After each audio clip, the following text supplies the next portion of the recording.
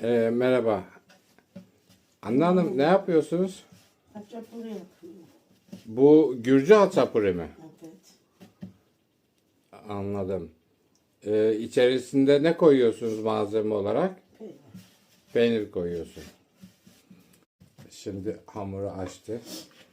Çok güzel hamur var ha. Evet, içerisine malzemeyi koyuyor. Peynir koyuyor.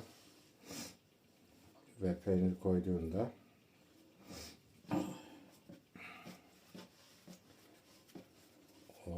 elleri marifetli. Evet, şimdi Üzerine tereyağı süreceğim sonra. sonra tereyağı, şimdi tavaya attın, pişiriyorsun. Sonra tereyağı ve bitecek. Kesebilirsin, yiyebilirsin. Evet, elinize sağlık. Güzel oldu. Gerçekten de çok lezzetli oldu. Elinize sağlık.